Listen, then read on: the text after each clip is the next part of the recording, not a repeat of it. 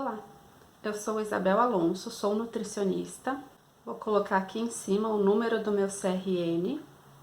É bem importante quando uma pessoa vai falar sobre temas específicos da área de nutrição que ela se identifique. Eu valorizo muito os saberes populares. Meu último emprego foi como nutricionista da alimentação escolar.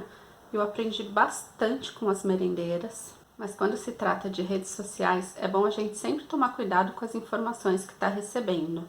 A nutrição não é uma ciência exata, não existe verdade absoluta e as coisas estão sempre em transformação. Então, às vezes, o que é verdade hoje, amanhã pode surgir um novo estudo e a gente passa a olhar de uma nova forma. Por isso que, para mim, uma das principais funções do nutricionista é informar. E mesmo dentro do consultório, o nutricionista está ali para ajudar nas escolhas, no planejamento do que comprar e do que fazer, mas com a intenção de empoderar, de dar autonomia para que o paciente saiba fazer as melhores escolhas. Então, nós temos um guia alimentar para a população brasileira que foi lançado em 2014 e eu já fiz um vídeo sobre ele. E eu considero esse guia uma revolução no que é você olhar para o alimento, principalmente porque ele associa o alimento à cultura, à história, aos valores afetivos. E eu acho que a gente tem que fazer uma boa leitura disso tudo. Se a gente pensar na indústria lá no começo, ela também trouxe alguns benefícios para a gente, como por exemplo a pasteurização do leite, que elimina muitos micro-organismos que fariam mal para a nossa saúde, e também a secagem do arroz. O problema é quando a tecnologia é utilizada apenas para geração de lucro, oferecendo opções muito inadequadas para a nossa alimentação. Mas é importante dizer que a gente não pode responsabilizar as pessoas por consumir determinados alimentos. Basta a gente considerar as altas taxas de desemprego no Brasil, as jornadas de trabalho que estão cada vez maiores e a dificuldade de acesso que muitas pessoas têm para encontrar determinados alimentos. A Organização Mundial da Saúde fala inclusive em desertos alimentares, que é quando uma pessoa precisa andar mais do que 400 metros para ter acesso a alimentos in natura. E acredite, isso ainda acontece com muita gente. A quantidade de pessoas que moram longe dos seus trabalhos demoram muitas horas para chegar em casa e muitas vezes quando descem da condução, os mercados já estão fechados, então nem sempre a pessoa pode comprar o que ela tem a intenção de comprar. Muitas vezes ela vai comprar o que tem. Tem gente que não pode escolher o que comer não, e aí a indústria acaba escolhendo. E mesmo a questão de cozinhar em casa. Não é todo mundo que não cozinha porque fica muito tempo nas redes sociais ou assistindo televisão, vendo lives, né? As pessoas têm dificuldades diversas que podem impedi-las de cozinhar. Então a gente tem que ter cuidado quando a gente fala em comida de verdade.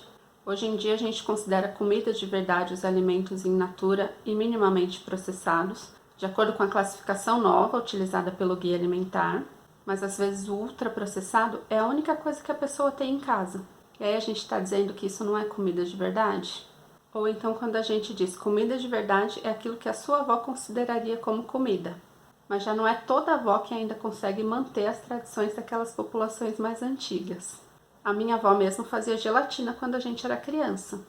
E isso não seria comida de verdade, seria ultraprocessado. Além da gelatina, ela também fazia bolo de cenoura com cobertura de chocolate e na cobertura ia o leite condensado, que é outro ultraprocessado. Essas e muitas outras preparações da minha avó e da minha mãe têm valor afetivo para mim. Então, é importante conhecer o guia, e eu acho até que faltam mais pessoas traduzindo essa linguagem para a população de forma geral, orientar sobre a importância de cozinhar, ajudar a simplificar essa cozinha, estimular a prática. Em vez de ter que passar 2 horas na cozinha, dá para preparar um jantar bem gostoso em 30 minutos.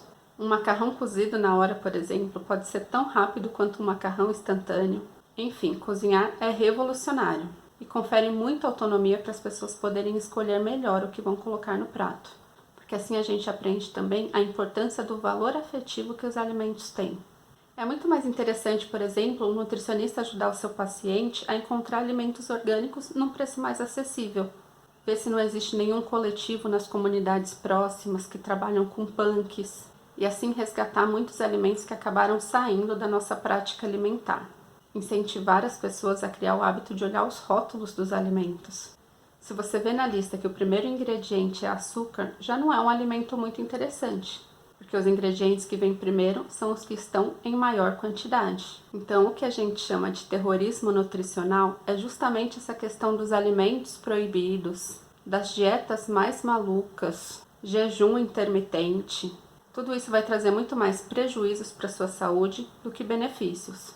Então, faça as pazes com os alimentos e bora ser feliz. Um beijo e obrigada!